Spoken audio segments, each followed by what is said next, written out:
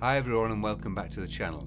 Today we're going to talk about practical ways that you can be more productive and get more done. Now this of course is based on science and research, but I want to present it to you in a way that you can apply it in practice. Theory alone is not really very good. As some famous academic once said, well, that's all very well in practice, but does it work in theory? Now that's not what we're about on this channel.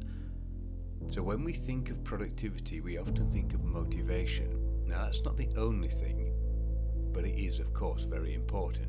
You're gonna struggle to get anything done if you're not motivated. So what exactly is motivation?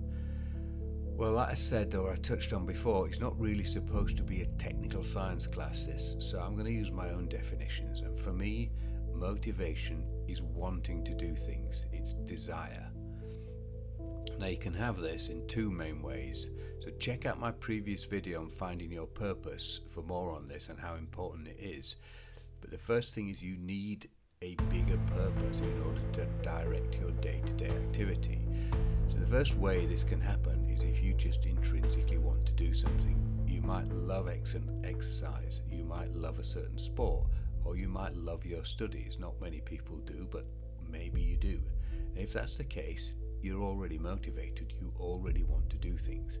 But most of us aren't like that, and if that's the case, you need to tie your activities into a bigger goal. So let's say you want to be a doctor, that's your goal in life, or a lawyer or an engineer. That's going to motivate you to do the day-to-day studies. You might not love the gym, but your bigger goal is to get in shape, so you're going to do it. Now, motivation alone is not always enough. You also need discipline. Again, my definition, discipline is overcoming that inertia or laziness, not wanting to do things, and it's doing things when you don't feel like it. So you might be tired, you might have low energy, you might not be, quote, in the right space. But if you have discipline, you can overcome this and you can do it anyway. And the final ingredient, the final thing you need is focus. So you're motivated, you want to do something. You're disciplined, you've overcome your laziness, your tiredness, your inertia, you're going to do it.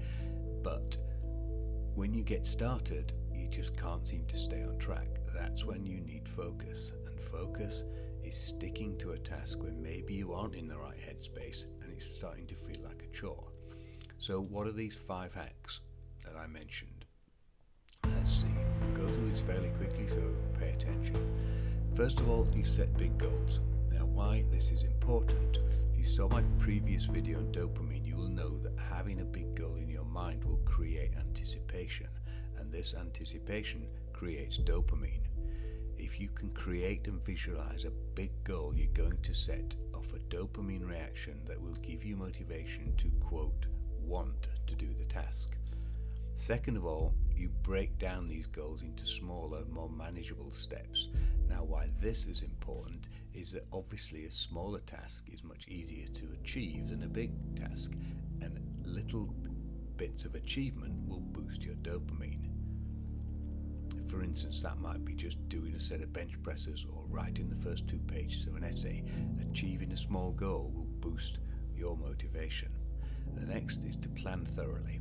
Now if you've set your goals, you've broken them down, and now you need to schedule these tasks. Scheduling itself will create an even further anticipatory dopamine response. You'll be able to visualize more clearly and more specifically the tasks that you've set yourself, and this anticipation will give you a further boost. So you've planned stuff, now you've got to stick to it.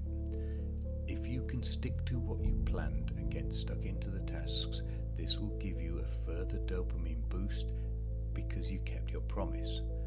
More importantly, failing to do what you said you would do will actually create a dopamine deficit. So it's very important, having worked out what you're going to do, broken it down, planned it, that you stick to it to enhance that dopamine response. Finally, staying focused. If you give it 100% and really stick to what you said you'd do and avoid these distractions, will give you a further boost of dopamine because you've accomplished or possibly even exceeded what you set out to do. It will also have a domino effect to make you more likely to repeat this formula and be more productive next time. So here's a quick summary of what we've discussed, and you can pause here and copy this down just so you don't forget it. If you can implement these 5 hacks, it will make you into a productivity superhuman. So thank you so much for watching. Please like and subscribe if you've not done already, and let me know in the comments below what productivity hacks have worked for you. I'll see you all next week. Thank you so much.